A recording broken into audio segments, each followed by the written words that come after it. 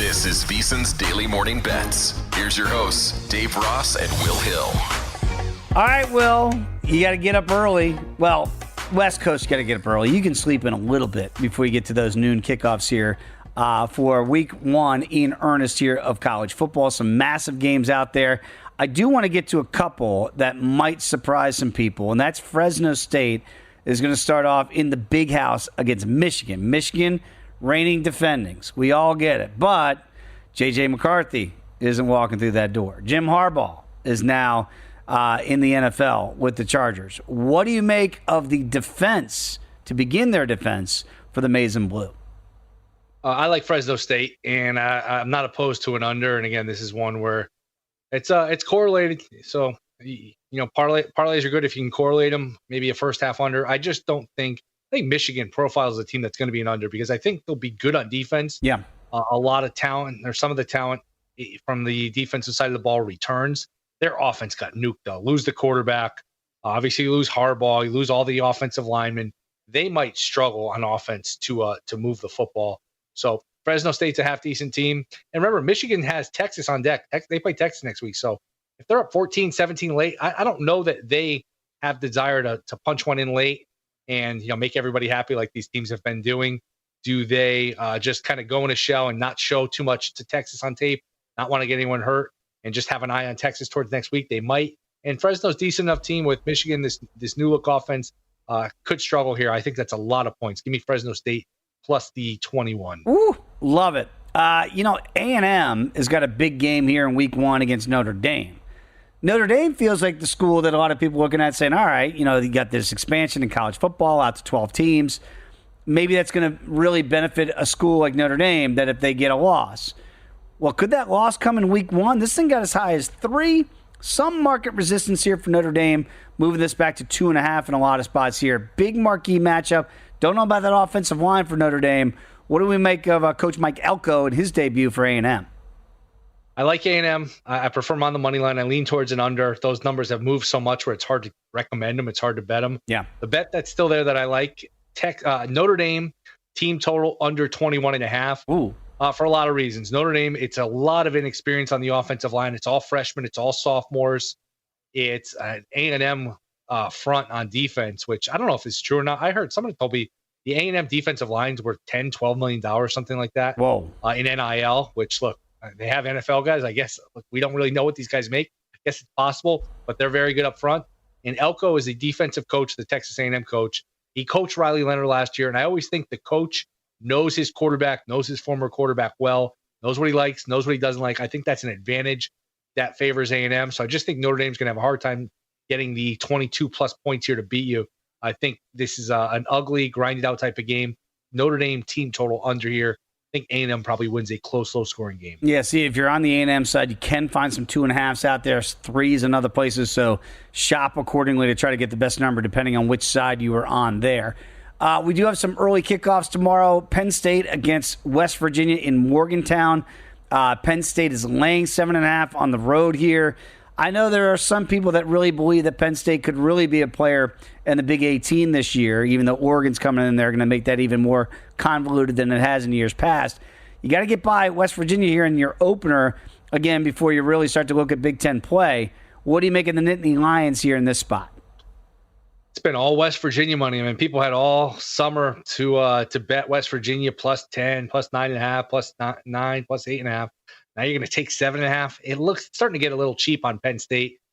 New look offense, you would think, you'd hope if you're Penn State because they were broken last year. Drew Aller just couldn't throw the ball down the field, wouldn't throw the ball downfield at least effectively. Colton Ickey, the offensive coordinator from Kansas, comes to spice up this offense. It would be a lean towards Penn State. And boy, if it could ever get to a 7, it's a play on Penn State. I just think you've missed the best of the numbers here on West Virginia here. If you like the dog, you're probably late to the party. Should be a fun game. Remember, West Virginia played Penn State in the opener last year in Happy Valley, and Penn State was up, I think, like 13 or 14 late, and they scored with like 6 or 7 seconds left when they absolutely didn't need to. Ran a play, punched one in.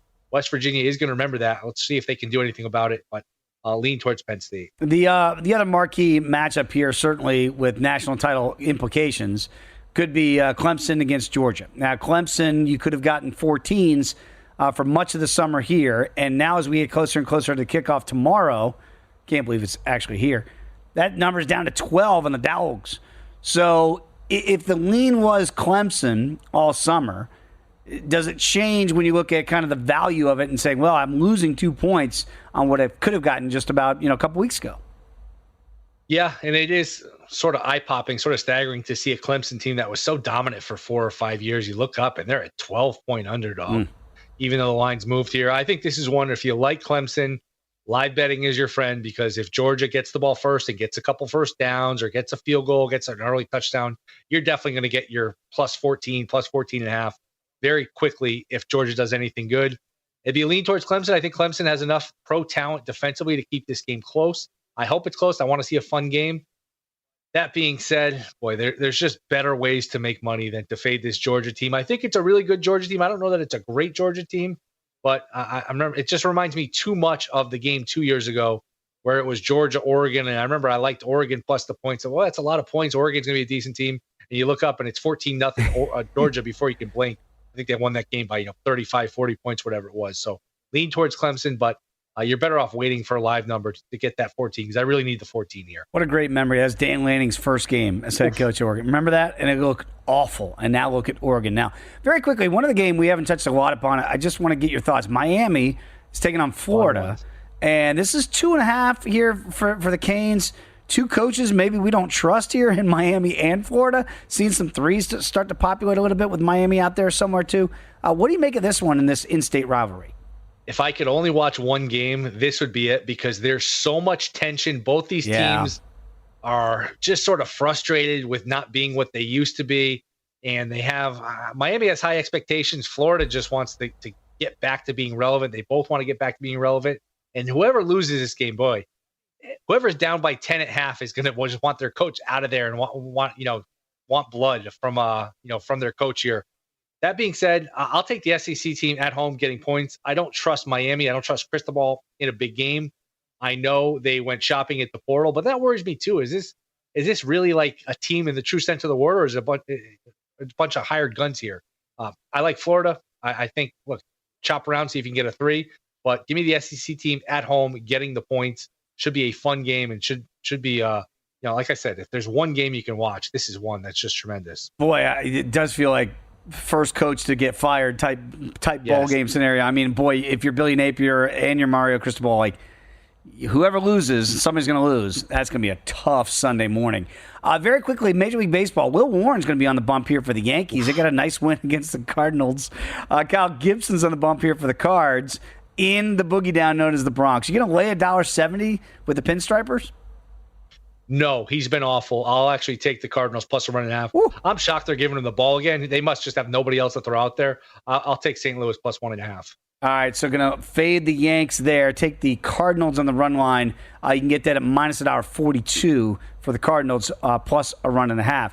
Mentioned the Cubs, kind of been hot here lately. Javier Assad's going to be on the bump against DJ Hers. Boy, these are like must-win games. The Cubs, 5 games out in the wild card. We're going to have any visions of grandeur here. Minus $1.30 in D.C. You back in the Cubby Bear? No, I might look. I don't know if these pops have propped up yet here, but Hurts under hits has been a good play because he's got good stuff. He's hard to hit. He was Atlanta last week where only gave up a couple hits, but he's a young pitcher. And even though he's got good stuff, he struggles with command, and that gets the pitch counter up early. That shortens your leash. So under hits allowed would probably be like in the 4.5 range. If it's 5.5, it's definitely an under. But I would look to play Hurts under hits allowed. Scooble's on the bump for the Tigers against Nick Pivetta of the Red Sox. $1.62 in Scooble. That feels a little bit light. What do you think of the Tigers tomorrow? Does feel a little bit light. I would look towards an under, and I would look towards the Tigers. It's a fun pitching matchup, but it'd be Tigers or nothing for me. And very quickly, Mets against the White Sox. Mets got to win all these type games. Q's on the bump here for Quintana. You going to play the run line, or you going to lay the 205 with the Metropolitans? I'm okay laying the 1.5. I'm on the road. I get my 9 at bats, and look, it's the White Sox. Probably haven't faded them enough. I definitely haven't faded them enough. How could you possibly fade the White Sox enough? I'll lay the 1.5 here. Yeah, minus $1.25 to play the Mets on the run line. I'm picking up what you're putting down there. Will, this is it for VSiN tonight. So it's been a lot of fun for Matt Humans and Wes Reynolds. You and I get to say goodnight for VSiN tonight. Always fun. Appreciate it, man. Yeah, a lot of fun the last 3 hours, as always. Thanks to Dan Moneyline Miller, everybody behind the glass here. Cash some tickets. We'll see you tomorrow, Will and I, for Live Bet Saturday.